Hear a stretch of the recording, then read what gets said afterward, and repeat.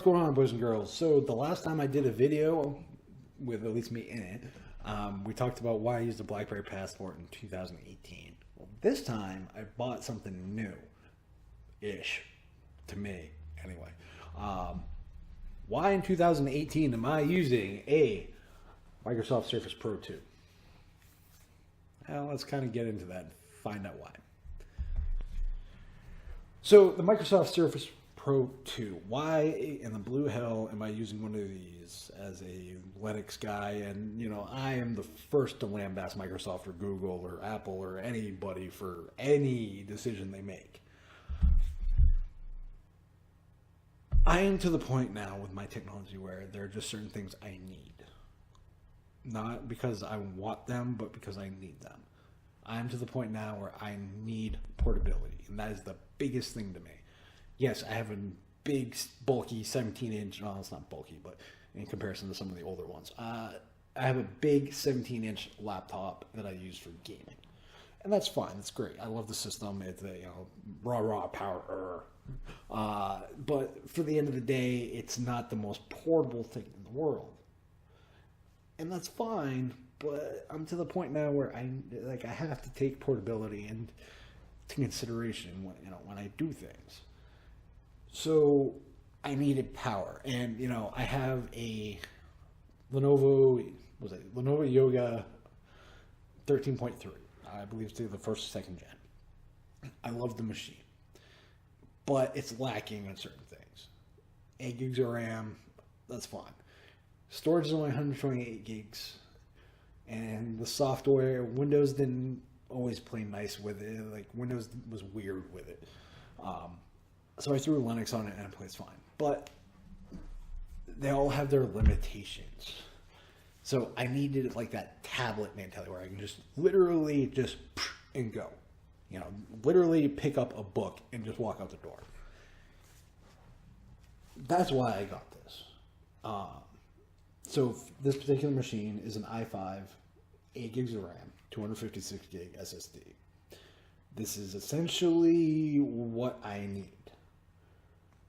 Now, this particular machine also came with the type cover, and the best part, this dock comes in about 100 used and 190 new on Amazon.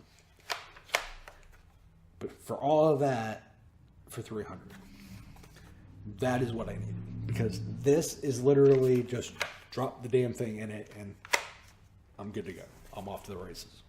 That to me is important now.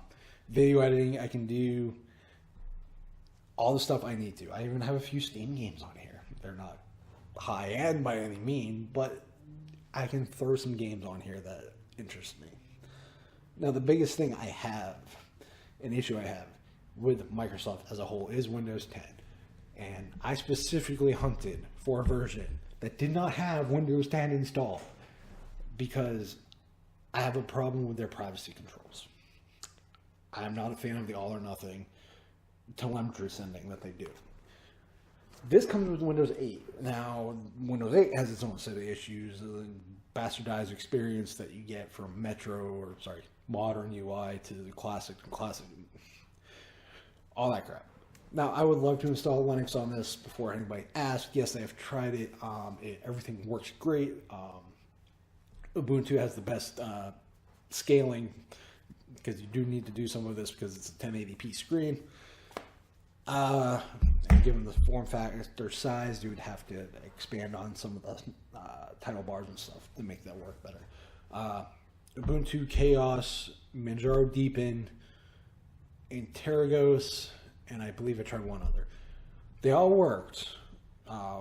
Screen, Wi-Fi, cameras, keyboard even, except for the trackpad, and the touchscreen did work also. To me, that's a no-go. Like, I need everything to work, and I don't have time to fiddle around and dick around with a lot of stuff like I used to, or as much time as I want to. So that's my take on that. Should you buy one of these in 2018? Yeah. They're cheap, relatively speaking. Don't go with the 4 gigs and the 128. That's too limiting. You want to at least, I don't want to say future-proof it, but you want to get some life out of your purchases. Look to spend some cash, but not an exorbitant amount. Like, you don't need to go, like, this is the mentality an issue I have with, like, Apple users, where, new phone, I gotta go spend $1,000 on the iPhone 10, or, you know, I gotta go spend $3,000 on the crappy friggin' Touch Bar Mac. You know, it's crap like that annoys the piss out of me with, like, generic end consumers. When, in fact, most of them probably can get by with machines that have been out for the last fucking 10 years. This, to me, is a good compromise. This is the best bang for your buck. Hands down. I'm not saying it's going to be the best experience with Windows. Now, if you want Windows 10, you can put Windows 10 on it, and that's perfectly fine. I refuse to, but that's just me.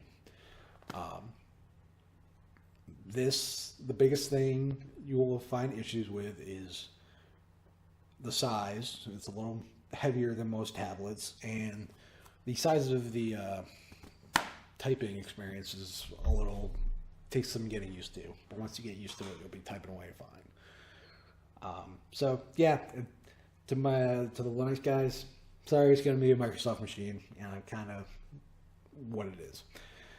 But at the end of the day, if you're a tech fan, you can pay Windows if you don't like it. I think just the form factor and what it is, and kind of the irony of watching a FreeBSD or a PCBSD or a Linux distro live and being installed on that is just funny as crap. So you can at least get some mild entertainment out of it.